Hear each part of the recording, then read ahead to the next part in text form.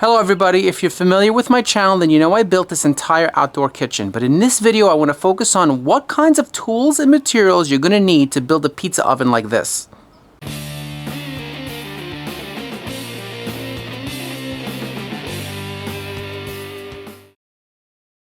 I'll list all the tools and materials in the description below, and I'll also put links to the things that I can find on the internet because I know some of this stuff is not easy to find for everybody. First, let's focus on cutting tools. You're going to need to be able to cut wood, cinder block, brick, and stone. Now the first thing on my list is a mason's chisel. Now this is pretty inexpensive and this can be used to cut brick, cinder block, and even some stone. Next up is a circular saw, and if you watch my video series on this, you'll see that I use it a lot. I use it for both wood, and I also use it to cut cinder block and some brick. Now, if you're going to cut masonry products with it, you're going to need to put a blade like this on it. This is a masonry blade that can be used in wet and dry conditions. My most frequently used tool in my video series is this angle grinder, and I can use it for a lot of different things. Now this actually has a masonry blade on it. I use it to cut curves, I use it to cut brick, I even use it to cut cinder block. Now you can also switch out the blade and put something like this on there which allows you to cut metal, and I'll use that to cut rebar. If you're going to buy one of these specifically for this project, I would recommend that you buy a corded one because they are more powerful.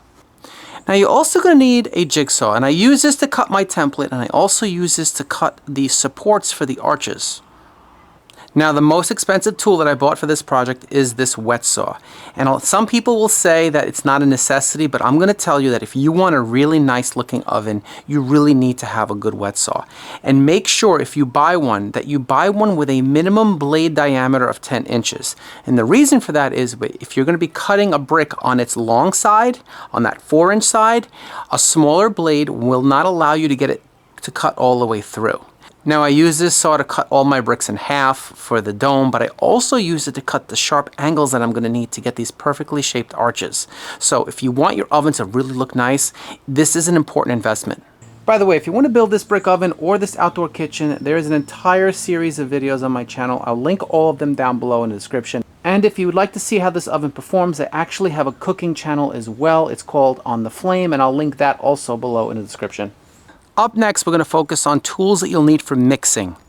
The least expensive way to mix concrete is by getting one of these. This is a hoe. Now this is actually not the masonry type because the one for masonry actually has 2 holes here, but this worked just fine. You're also going to need a mixing tub, and this is going to work just fine. However, it is pretty labor intensive. Now my second most expensive purchase as far as tools go for this project was this cement mixer, and I'm going to tell you that it was worth every penny. If you're going to get involved in something like this is going to speed up your project, and also it's going to save your back, your legs, your arms. It's not as expensive as you would think. I spent about $230 on this, and as you can see, I really used it. Now, worst case scenario, you buy this and then you can resell it when the project is over and still get some of your money back. I decided to hold on to it because, hey, you never know. Maybe there's another brick oven on the way. Now, another time-saving tool that's going to become very useful when you start building your dome is this mixing paddle. Now, this attaches to a drill, and if you get yourself a 5-gallon bucket, you can pour in your mortar and it'll mix it up pretty nicely without you having to really use any other tools. This is not good for the regular concrete mix. This is more for the refractory mortar, which I'm going to talk more about later. That's the mortar we're going to use for the actual fire brick. Now this next segment is going to be all the tools related to installation. Let's start with the most basic of masonry tools. These are the trowels that I mainly used. This one was used mostly for the cinder block. This was used for some of the smaller stones that I was working on. And this I used primarily for building the dome when I was working with the refractory mortar. Now these are going to help me clean up my joints and get them to look somewhat decent, and if you've seen my videos you know I'm not a mason. In fact, this was the first masonry project I ever did in my life. But this is really important also, especially when you're going to be working on part of this project where the joints are going to be visible permanently. You want to see them nice and clean, and this is going to help you do that. Also, get yourself a grout bag because these are going to help you fill in empty spaces between your joints. Also, get yourself a brush like this because this is going to help you clean out your joints once you've already used your pointing tools. These are different size levels, but this is a line level, and of course this is a line, and this is a plumb bob, and I use them all. If you watch the videos, I use them all the time. The hardest part of this project was keeping everything plumb, square, and level. And so the more things you have to help you do that, the better. And so I would recommend buying these types of tools here. Another tool that is an absolute must is this mason square. This is a huge help in keeping everything plumb, especially for someone like myself who doesn't have a lot of experience doing this kind of work. And you'll see that in my videos, I use this a lot, especially when I'm working on the base.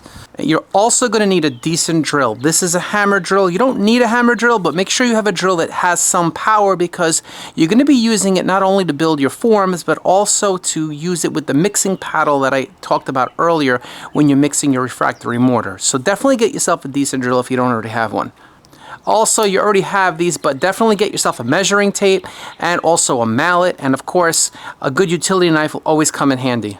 If you're planning on finishing the outer part of your dome like I did, you're going to need a notched trowel. That's going to allow you to apply your thin set before you apply the tile or whatever stone you're going to be putting on there. Once that dries, you're going to need to apply the grout, and that is going to require that you get yourself a float so that you can spread it evenly into the joints, and then also a sponge, that way you can wipe off the excess.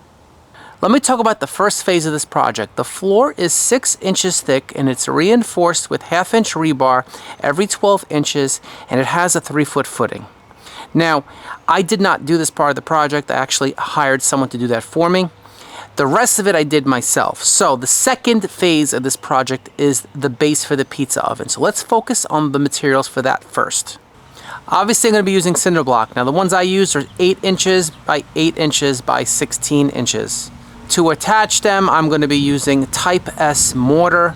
Now I do fill in every other core with concrete mix, and I also use rebar to reinforce that. The rebar is a 1/2 inch thick. Once I get to my desired height with the Cinderblock, I need to build a mold so that way I can pour a concrete tabletop basically. And that is going to require 2x6s and 2x4s and some plywood. To reinforce the concrete, you're going to need to use additional 1/2 inch rebar to create a grid that's 12 inches by 12 inches. To attach the rebar, you're going to need rebar wire. Now for the dome, you're going to need fire bricks. Now, your best bet is to go to a masonry supply store and see if they have them there or if they could order it for you. If you go on Amazon, you will get ripped off. I have a 40-inch inside diameter oven and I used about 250 fire bricks. So that gives you kind of an idea of how many you're going to need if you're going to do something similar to my size. Now for the insulation of the floor, I would recommend using insulated firebrick. I didn't use these in my video because I couldn't find them. They are white and they're kind of light. If you can find them or order them for a reasonable price, I would use them. They're better, they're easier to work with. Now, if you can't find them, you can do what I did. I used vermiculite mixed with Portland cement. You could also use perlite mixed with Portland cement and get the same result. But I like those fire bricks, and if I can get those insulated fire bricks next time I build something like this, I am going to do that instead.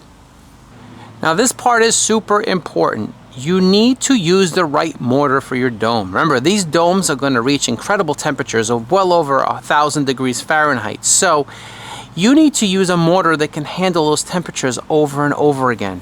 What you should be using is refractory mortar, and yes, it is much more expensive. And I know you're probably thinking, well, I want to save some money.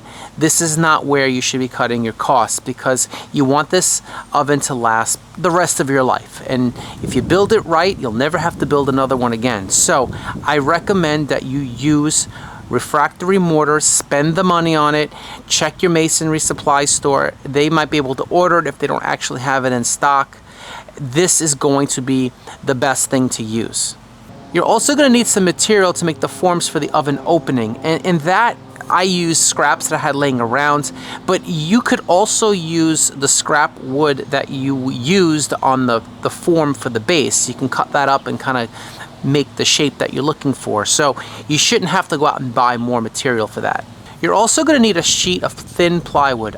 I ended up using a sheet of floor underlayment, which comes in at just less than 1/4 of an inch thick, and it was perfect so that way I can cut out the shape of my oven floor.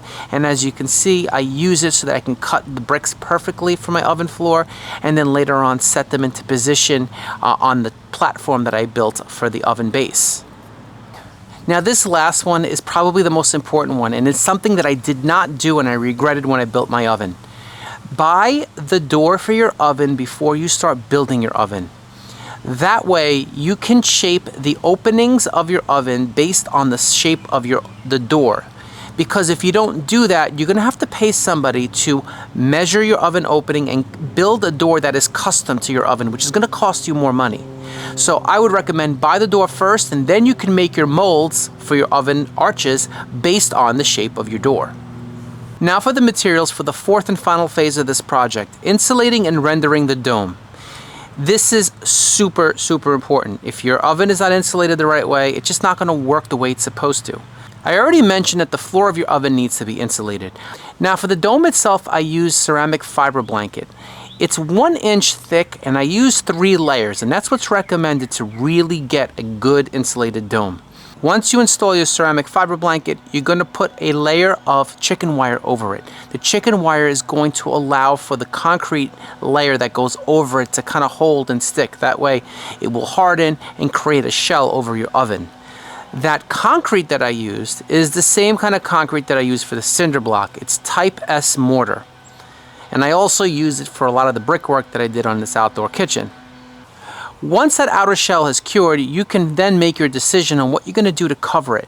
Now this is the part that's fun because you can personalize it any way you want. What I ended up doing is putting a tile over it, and if you're going to do something like that, then you're going to need some thin set, and of course you're going to need some grout after it's all dried up and ready to be finished. And if you're going to go that route, you're also going to need a grout sealer. One more piece of information that you might find useful. If you're going to use a pipe to finish the chimney, you will need a capstone to allow you to mount the base plate. You can use an insulated or non-insulated pipe. I used insulated. If you're not going to do that, you can build it up higher with brick and stone, but then you're going to need a clay flue liner. So that's pretty much it, everybody. If I didn't mention a certain tool or a certain material that's important, please let me know in the comments and I'll add it to my list in the description. If you want to see what I'm cooking in my oven, check out my other channel. I'll also link that down below. And if you're having a hard time finding some of the materials, see if I added a link below for the ones that you're struggling with. If you have any questions about your build, just put them in the comments and I'll do my best to get back to you. Thanks so much, everybody. Cheers.